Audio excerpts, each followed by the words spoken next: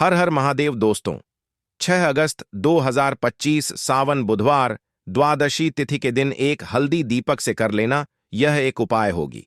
हर मनोकामना पूरी मिलेगी। सभी दोषों से मुक्ति, इतना धन आएगा कि संभाले नहीं संभलेगा। भगवान भोलेनाथ जी के आशीर्वाद से पूरे साल धन बरसता रहेगा। दोस्तों, जैसा कि आप सभी लोग जानते हैं कि 6 अगस्त को सावन बुधवार द्वादशी तिथि पड़ रहा है। इसीलिए यह दिन बहुत ही खास है। क्योंकि देखिए दोस्तों, गुरु जी ने कहा है कि जब भी सावन बुधवार द्वादशी तिथि पड़े तो आपको सिर्फ और सिर्फ एक हल्दी दीपक वाला उपाय करना चाहिए। यह उपाय इतना खास है कि अगर आपने सही मुहूर्त पर सही क्रिया अनुसार एक हल्दी दीपक वाला उपाय कर लिया, जो प्राचीन काल के समय का महा उपाय है, तो मान के चलिए दोस्तों, भगवान भोलेनाथ जी के आशीर्वाद से आपके जीवन का कितना ही बड़ा दुख हो, उससे आपको मुक्ति मिल जाएगी। आपकी कोई भी मनोकामना हो, मान लीजिए आप नौकरी की तैयारी कर रहे थे, आपकी नौकरी लग जाएगी। आपका बंद पड़ा व्यापार चल पड़ेगा। जिस बीमारी से आप बहुत दिनों से परेशान थे, उस बीमारी से आपको मुक्ति मिल जाएगी। आपके जीवन में धन आना शुरू हो जाएगा। आपके जीवन में धन आने के सारे रास्ते खुल जाएंगे और मान के चलिए दोस्तों, फिर आपको किसी भी प्रकार की परेशानी का सामना नहीं करना पड़ेगा। इसीलिए दोस्तों, इस दिन आप लोगों को इस वाले उपाय को जरूर कर लेना है। भले ही आपने पूरे साल भर इस उपाय को ना किया हो, पर अगर आपने इस सावन बुधवार द्वादशी तिथि के दिन अगर इस वाले उपाय को कर लिया, तो आपको इस उपाय को करने का वह फल मिलेगा जिसकी आपने कभी कल्पना भी नहीं करी होगी। इसीलिए आप लोग इस एक हल्दी दीपक वाले उपाय को एक बार जरूर कर लेना, ताकि आप लोगों के हाथ से यह मौका ना जा सके और आपको इस उपाय को करने का फल मिल सके। दोस्तों, यह उपाय पंडित जी ने अपनी अभी की ही शिव महापुराण की कथा में बताया है, जो इस उपाय को आज हम आपको बहुत अच्छे से समझाने वाले हैं। इस वीडियो को देखने के बाद इस उपाय को समझने के लिए आपको कोई और वीडियो को देखने की जरूरत नहीं पड़ेगी। तो चलिए दोस्तों, उपाय को शुरू करते हैं। उससे पहले हे भगवान भोलेनाथ, आपके इस वीडियो को जो भी लाइक और चैनल को सब्सक्राइब करें, उसके जीवन में कभी दुख दर्द मत आने देना। साथ ही साथ कमेंट बॉक्स में 5 ओम नमः शिवाय जरूर लिखें, ताकि भगवान भोलेनाथ जी की कृपा आप सभी को प्राप्त हो सके।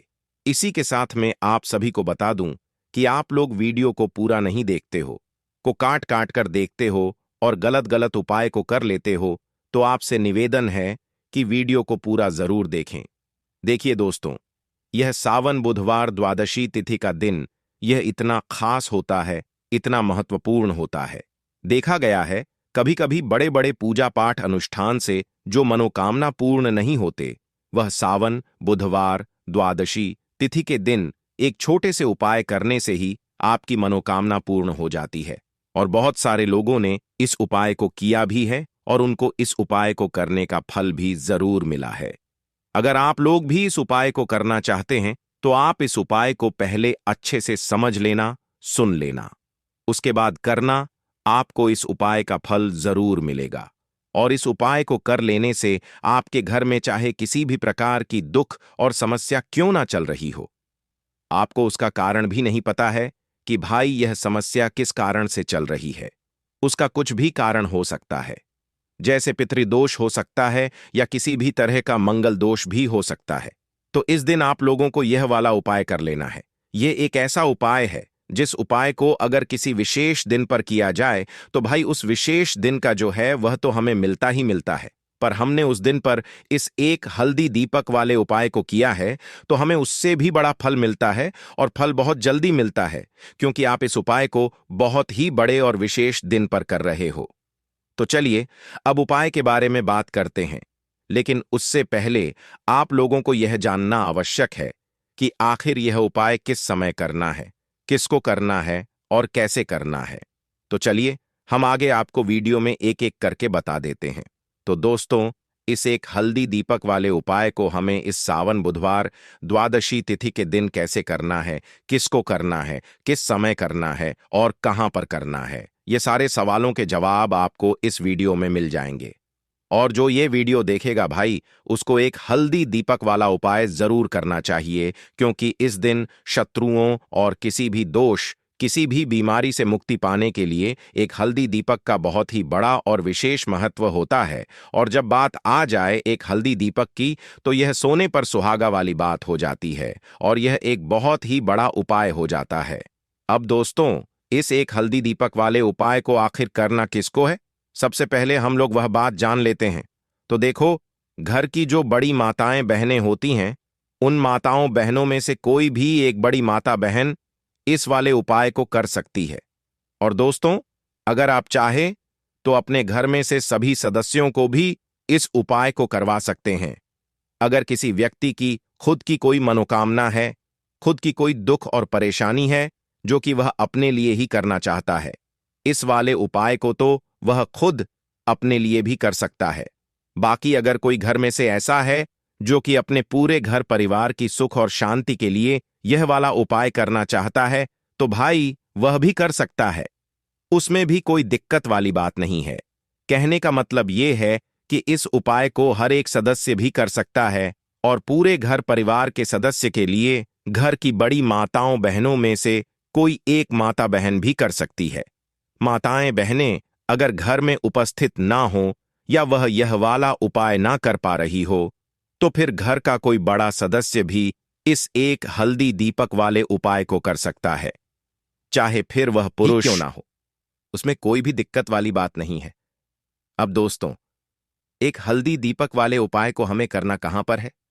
देखो, इस उपाय को हमें मंदिर में ही करना है। बहुत सारे लोग प्रश्न करते हैं, हर एक उपाय को करते समय क्या हम इस उपाय को घर पर या मंदिर में कर सकते हैं? देखो, तो इस वाले उपाय को आप मंदिर पर करोगे तो अच्छा रहेगा, घर में नहीं करना है इस वाले उपाय को। उसके बाद में दोस्तों, जो अगला प्रश्न निकल कर आता है वह यह आता है इस उपाय को लेकर कि आखिर इस उपाय को हमें किस समय करना है, सुबह के समय करना है कि शाम के समय करना है? तो देखो, इस वाले उपाय को आप लोग सुबह के समय भी कर सकते हो और शाम के समय प्रदोष काल में भी कर सकते हो। अब अगर आप पूछो कि भाई साहब सबसे उत्तम समय कौन सा रहेगा इस एक हल्दी दीपक वाले उपाय को करने का, तो हम आपसे बस यही कहेंगे कि इस उपाय को आप शाम के समय करेंगे तो ज्यादा बेहतर होगा, क्योंकि सावन बुधवार द्वादशी तिथि का दिन है और इस दिन प्रदोष काल के बहुत महत्व होता है। बाकी अगर सुबह के समय भी करेंगे तो भी अच्छा होगा, उसमें कोई भी दिक्कत वाली बात नहीं है। तो अब दोस्तों, जो अगली सबसे बड़ी और महत्वपूर्ण बात आती है वह यह आती है कि सुबह अगर हम उपाय को करेंगे तो हमें कितने बजे से लेकर कितने बजे तक के बीच में करना है, और शाम के समय प्रदोष काल में करेंगे तो हमें कितने बजे से लेकर कितने बजे के बीच में करना है। तो देखो, सुबह जितनी जल्दी हो सके आप उपाय को करने की कोशिश करना। बाकी अगर किसी कारणवश लेट भी हो जाओ, थोड़ी देर भी हो जाए तो देखो, सुबह जितनी जल्दी हो सके आप उपाय को करने की कोशिश करना। बाकी अगर किसी कारणवश लेट भी हो जाओ, थोड़ी देर भी हो जाए, तो 10 या 11 बजे तक भी आप उपाय कर लेना, पर 12 बजे से ज्यादा देरी ना हो। ठीक है, इस बात का ध्यान रखना। उसके बाद में दोस्तों, अगर शाम के समय प्रदोष काल की बात करें, प्रदोष काल का जो समय है होता है वह शाम के 6 बजे से शुरू हो जाता है। मतलब शाम के 6 बजे से लेकर 7 बजे के बीच का जो समय होता है, यह समय प्रदोष काल का समय होता है। इस उपाय को 7 बजे या 8 बजे के बीच में भी कर सकते हो। मतलब शाम के 6 बजे से रात 8 बजे के बीच में आप कभी भी इस वाले उपाय को कर सकते हो, उसमें कोई भी दिक्कत वाली बात नहीं है। परंतु 6 अगस्त सावन बुधवार द्वादशी तिथि के दिन कोशिश करना कि समय के अंतर्गत ही कर लो। किसी कारणवश ना कर पाओ तो थोड़ा देरी से भी कर सकते हो। तो चलिए अब हम अपने सबसे पहले उपाय की बात कर लेते हैं। तो दीपक वाला उपाय करने के लिए आपको सबसे पहले जरूरत पड़ेगी एक दीपक। अब यह एक दीपक बुधवार की रात अपने घर में इस जगह पर जला देना, बड़े से बड़ा शत्रु भी घुटने टेक देगा। दोस्तों, जैसा कि आप सभी जानते हैं, मार्गशीर्ष महीने की बुधवार के दिन बहुत ही शुभ संयोग बन रहे हैं और इस दिन अगर आप 11 लौंग और एक कपूर अपने घर में जलाते हैं तो शत्रुओं से हमेशा के लिए आपको छुटकारा मिल जाएगा। अब देखिए, किसी भी व्यक्ति के जीवन में जब शत्रु से परेशान करते हैं तो वह व्यक्ति अपने जीवन में दुखों से बहुत परेशान हो जाता है। शत्रु हमेशा कुछ ना कुछ ऐसा करवाते हैं जिसके बाद नजर दोष लगती है और अच्छा खासा काम भी बिगड़ने लगता है, व्यापार में मदद आने लगता है, लोगों की तबीयत खराब होने लगती है। जरूरी नहीं है कि सामने वाला व्यक्ति जैसा दिखता है वैसा हो। देखिए, बहुत सारे लोग हैं जो बहुत अच्छे होते हैं, है ना? लेकिन कुछ लोग ऐसे होते हैं जो कब आपके शत्रु बन जाते हैं, आपको खुद भी पता नहीं चलता है। एक तो वह शत्रु होते हैं जो सामने से सीधे सीधे हम पर वार करते हैं, है ना? एक शत्रु ऐसे भी होते हैं जो कि पीठ पीछे कुछ होते हैं और सामने से कुछ होते हैं, है ना? ना। तो ऐसे शत्रु होते हैं गुप्त शत्रु। और ऐसे शत्रुओं से हमेशा आपको बचकर रहने की जरूरत होती है। आप अपने शत्रुओं को शांत भी कर सकते हैं और इस उपाय को करने से आपको शत्रुओं से छुटकारा भी मिल जाएगा। लौंग जो होती है, यह शिविर शक्ति का स्वरूप होती है और आप सभी जानते हैं कि महादेव जिसके साथ हो ना, साक्षात काल भी आकर उसका कुछ बिगाड़ नहीं पाता है। अच्छा, बुधवार का जो दिन होता है, यह इतना उत्तम होता है कि आप इस दिन अपने पितरों को प्रसन्न कर सकते हैं, धन प्राप्ति के लिए उपाय कर सकते हैं और शत्रुओं से भी छुटकारा पा लेते हैं। जब 11 लौंग का उपाय और 1 कपूर का उपाय अपने घर पर करते हैं तो बात कर लेते हैं। सबसे पहले उपाय की, जो कि पितरों को प्रसन्न करने के लिए है। देखिए, पितृ जब किसी से नाराज हो जाते हैं ना, तो उस व्यक्ति के जीवन में बीमारियां, दुख, धन की समस्याएं लगातार बढ़ती हैं। तो कोशिश करें कि हमेशा अमावस के दिन आप अपने पितरों को प्रसन्न करने के लिए उपाय करें। अच्छा, पितृदोष अगर घर में जरा सा भी होता है ना, तो सबसे ज्यादा कष्ट जो आता है वह बच्चों के जीवन पर आता है। बच्चों का मन पढ़ाई में नहीं लगता है, उन्हें आसानी से जीवन में सफलता नहीं मिलती है। बहुत सारे लोगों के यहां संतान को लेकर बहुत समस्याएं होती हैं कि संतान नहीं हो रही है ना? तो पितरों को प्रसन्न करने के लिए आपको इस दिन क्या करना है कि सूर्य भगवान को अर्घ देना है। तो थोड़ा सा तांबे का लोटा अगर हो तो तांबे के लोटे में जल भर लें, वरना किसी भी लोटे में आप जल लें। उसके अंदर आपको क्या करना है, थोड़े से अक्षत के दाने डालने हैं, थोड़े से चावल के दाने, थोड़ी सी किसरी डाल लें। अगर लाल फूल है तो लाल फूल डाल लें और सूर्य भगवान को अर्घ दें। अगर भी आप जल चढ़ा देते हैं, अर्घ दे देते हैं, तब भी आपके घर से पितृदोष दूर होता है। तो जब भी आप बुधवार के दिन सूर्य भगवान को अर्घ देते हैं, इससे आपके पितृ प्रसन्न होते हैं। साथ ही साथ अगर आप कर सकते हैं तो पीपल का जो पेड़ होता है, इसमें भी हमारे पितरों का वास माना जाता है। तो आपको क्या करना है कि का लोटे में या किसी भी बर्तन में आपको जल लेना है। उसमें थोड़े से आपको काले तिल के दाने डालने हैं, काला तिल डालना है। साथ ही साथ आपको क्या करना है, थोड़े से मिश्री के दाने डालने हैं। गुड़ भी आप यहां पर डाल सकते हैं। अब यह मीठा जल आपको पीपल के पेड़ में चढ़ाना है। आपके घर के आसपास जहां भी पीपल का पेड़ हो, आप बुधवार के दिन सुबह के समय में पीपल की जड़ में यह मीठा जल चढ़ाएं और अपने पितरों से क्षमा याचना करें।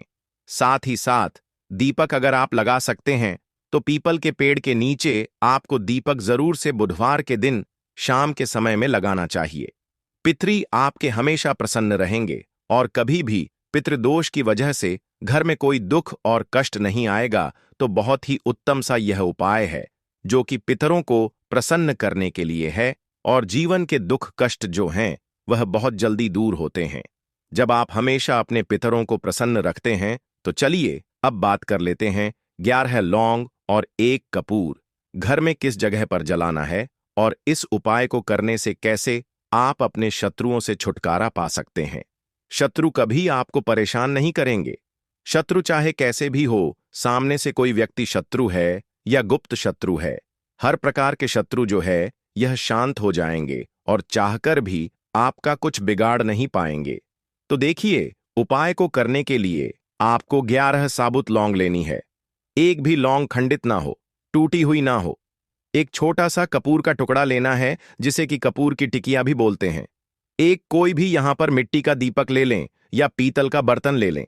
उसके अंदर 11 लौंग रखेंगे, 1 कपूर रखेंगे, थोड़ा सा देसी घी इसके ऊपर से आप डाल देंगे।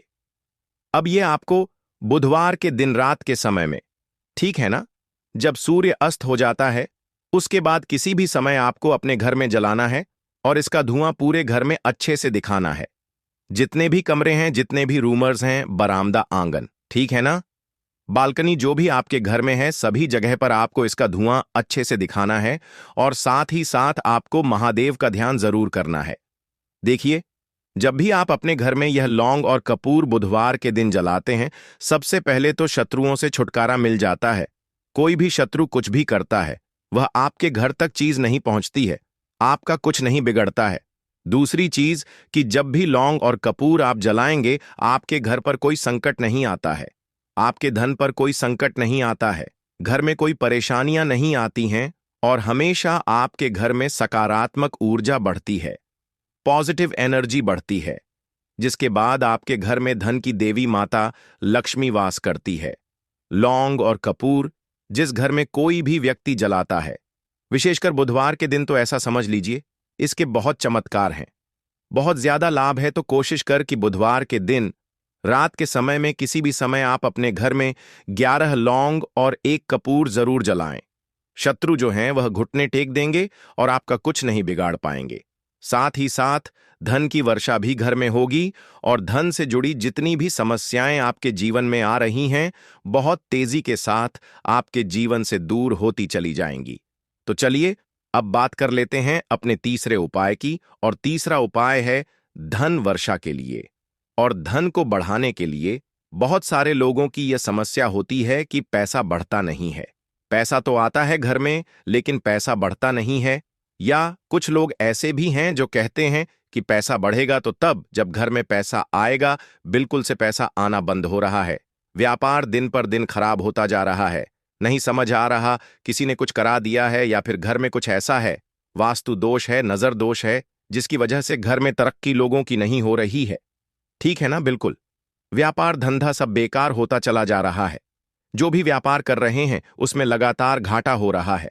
तो यह उपाय आप करिए बुधवार के दिन और फिर इसका चमत्कार खुद देखिए। चाहे व्यापारी हैं, आप कोई बिजनेसमैन हैं, दुकान है आपकी, हर प्रकार के काम में लाभ ही लाभ मिलता है। जब इस उपाय को आप करते हैं, आपको क्या करना है, 2 फूल वाली लौंग लेनी है, 1 लाल फूल लेना है, गुलाब का फूल भी आप यहां पर ले सकते हैं। उसी गुलाब के फूल में यह 2 फूल वाली लौंग रख देनी है। 1 देसी घी का दीपक आपको जलाना है, लंबी बाती का। अब यह दोनों चीजें लेकर अपने घर के मंदिर में आपको बैठ जाना है।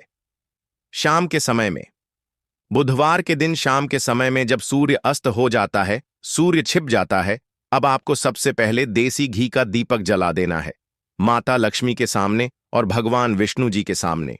ठीक है ना, 1 देसी घी का दीपक जला देंगे और जो लौंग और फूल आपने लिया है, यह अपने सीधे हाथ में आप रख लेंगे।